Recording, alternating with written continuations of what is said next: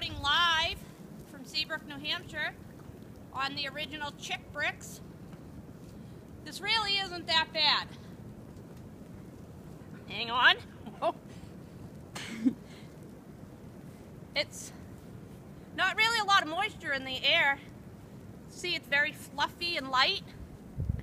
So kids, if you want to build a snowman, you can't today.